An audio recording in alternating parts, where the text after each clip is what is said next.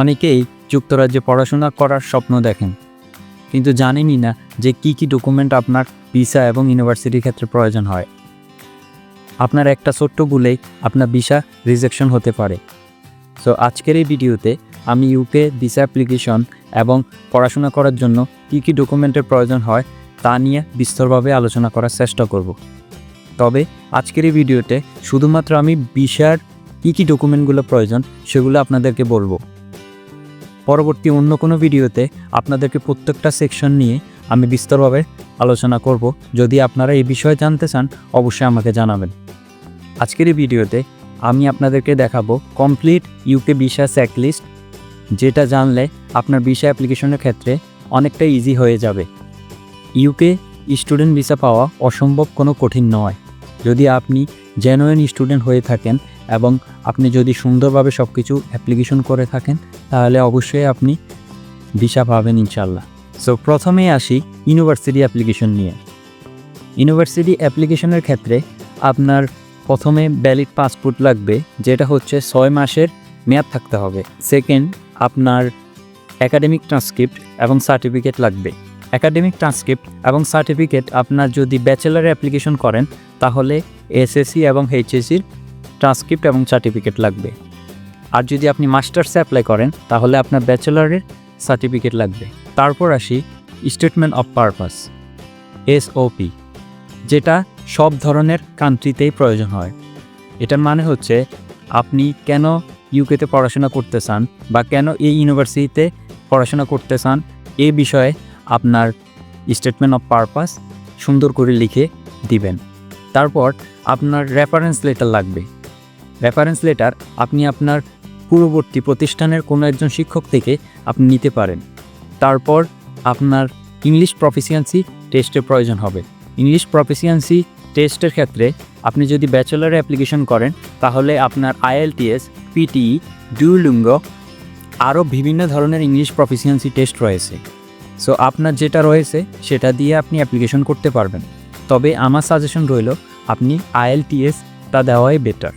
IELTS যদি আপনি দেন তাহলে আপনার যেই কোনো ধরনের ইউনিভার্সিটিতেই আপনি অ্যাপ্লিকেশন করতে পারবেন, যদি আপনি তাদের রিকোয়ারমেন্ট ফিল আপ করে থাকেন। যারা মাস্টার্সে অ্যাপ্লিকেশন করবেন তাদের জন্য একটা সুবিধা রয়েছে, তারা যেই ইউনিভার্সিটি থেকে গ্র্যাজুয়েশন কমপ্লিট করেছেন ওই ইউনিভার্সিটির মিডিয়াম অফ ইনস্ট্রাকশন যেই লেটারটা রয়েছে ওইটা যদি সে যেই ইউনিভার্সিটি চয়েস করেছে ওই ইউনিভার্সিটি যদি অ্যাকসেপ্ট করে তাহলে তার আলাদা করে কোনো ইংলিশ প্রফিসিয়েন্সি টেস্ট দেওয়ার প্রয়োজন হবে না। প্রত্যেকটা ইউনিভার্সিটির ডিফারেন্ট রিকোয়ারমেন্ট ক্রাইটেরিয়া রয়েছে।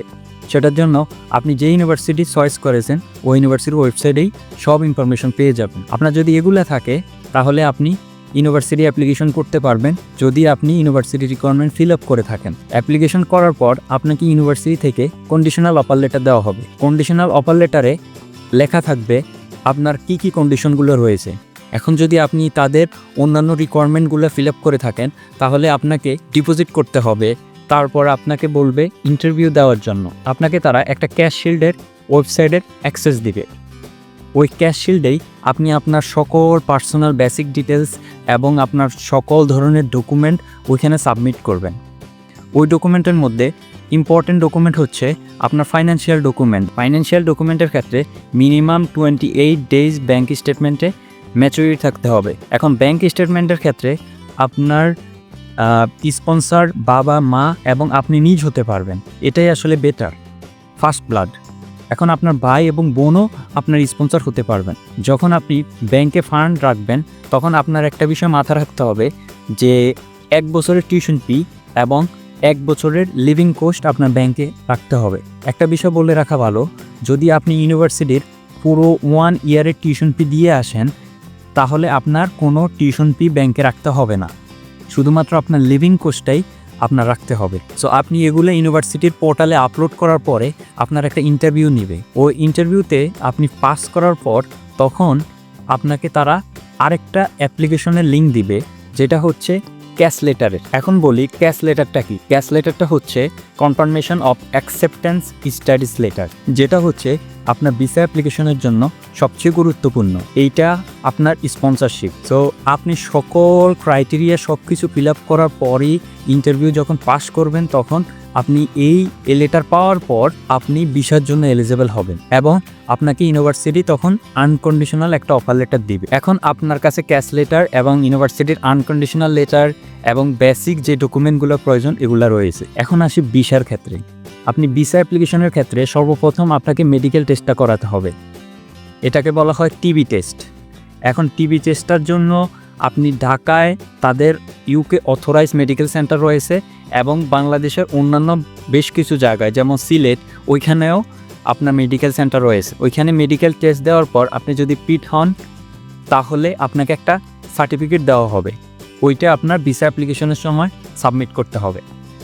তারপর আপনার ভিসা অ্যাপ্লিকেশনের সময় বেসিক যে document passport, academic transcript, SOP, then financial document. এখন ফাইন্যান্সিয়াল ডকুমেন্টের ক্ষেত্রে ধরুন আপনার বাবা হচ্ছে আপনার স্পন্সর, সো আপনার বাবার স্পন্সরশিপের যে ব্যাঙ্ক স্টেটমেন্ট মিনিমাম 28 ডেজ, আপনি যখন ফান্ড রাখবেন ওই ফান্ড রাখার মিনিমাম 28 ডেজ পর যে স্টেটমেন্টটা পাবেন ওই স্টেটমেন্টটা সাবমিট করতে হবে মিনিমাম, এর থেকে বেশি হলে সমস্যা নেই। এখন টাকা আপনি এফডিআরে রাখবেন নাকি সেভিংসে রাখবেন এটা কোনো সমস্যা হয় না। অনেকেই বলে সেভিংসে রাখা ভালো বা এফডিআরে রাখা ভালো, আমার ক্ষেত্রে আমি এফডিআরে রেখেছিলাম।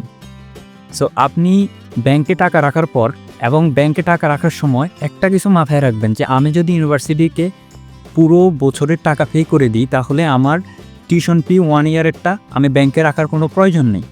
রাখলে ভালো, কিন্তু না রাখলেও কোনো সমস্যা নেই। আমার লিভিং কস্টটা দেখাতে হবে যে এক বছরে আমার কত লিভিং কস্ট আসছে। এখন এটা প্রতি বছর আপডেট হয়, সো সেক্ষেত্রে আপনাকে ইউকের ওয়েবসাইটে দেখতে হবে যে তারা কতটুকু লিভিং কস্ট তারা রিকোয়ার্ড করে ব্যাংকে রাখার জন্য। তারপর আপনার প্রয়োজন হবে সোর্স অফ ফান্ড, আপনি যে ব্যাংকে টাকাটা রেখেছেন সেটার সোর্সটা কী। সো এই ডকুমেন্টগুলা আপনি রেডি করে রাখবেন। রেডি করে রাখার পর আপনি ভিসা অ্যাপ্লিকেশন যেই অনলাইন ফর্মটা আছে ওইটা ইউকের ওয়েবসাইটে পেয়ে যাবেন। ওইটা ফিল আপ করার পর আপনি আপনার সকল ডকুমেন্ট আপনি অনলাইনে সাবমিট করতে পারবেন, অথবা আপনি যেদিন আপনার বায়োমেট্রিক দিতে যাবেন ওই দিন আপনি ফিজিক্যালি সাবমিট করতে পারবেন। তবে আমি প্রেফার করব আপনি ফিজিক্যালি ডকুমেন্টগুলো সাবমিট করবেন, তাহলে আপনার এখানে ভুল হওয়ার কোনো চান্স নেই। আপনি যখন ভিসা অ্যাপ্লিকেশন ফর্মটা ফিল আপ করবেন তখন আপনাকে আইএইচএসপি এবং ভিসা পি এগুলো পে করতে হবে। ভিসা অ্যাপ্লিকেশনের সময় 2টা ক্রাইটেরিয়া রয়েছে, একটা হচ্ছে স্ট্যান্ডার্ড সার্ভিস আর একটা হচ্ছে প্রায়োরিটি। এখন প্রায়োরিটি সার্ভিসে আপনি যদি অ্যাপ্লিকেশন করেন তাহলে আপনার ভিসার রেজাল্ট বা ডিসিশন লেটার যে কোনো আপডেট একটু তাড়াতাড়ি আসবে, এটাই স্বাভাবিক। এখন আসি, আপনি যখন ভিসা অ্যাপ্লিকেশন করবেন তারপর আপনি এখন ডিসিশনের অপেক্ষায় থাকবেন। সো ডিসিশন আসার আগে আপনার একটা ভিসা ইন্টারভিউ দেওয়া লাগতে পারে। সো ভিসা ইন্টারভিউটা বিগত কয়েক বছর 2023 সালের আগে দেওয়া লাগতো না, শুধুমাত্র ইউনিভার্সিটি ইন্টারভিউটা যদি পাস করতো তাহলেই মোটামুটি সকল ডকুমেন্ট যদি ঠিকমতো ভিসা অ্যাপ্লিকেশনে সাবমিট করা হতো তাহলে ভিসা বলা যেত যে নিচ্ছে। এখন ইমিগ্রেশন চেঞ্জ হওয়ার পরে 2024 থেকেই এখন ভিসা ইন্টারভিউ দেওয়া লাগে। সো আপনার যখন ভিসা ইন্টারভিউ দেওয়ার প্রয়োজন হবে আপনাকে ইউকে ভিসা ইমিগ্রেশন থেকে আপনাকে মেইল করা হবে যে এত তারিখ এত টাইমে আপনাকে ভিসা ইন্টারভিউ দিতে হবে।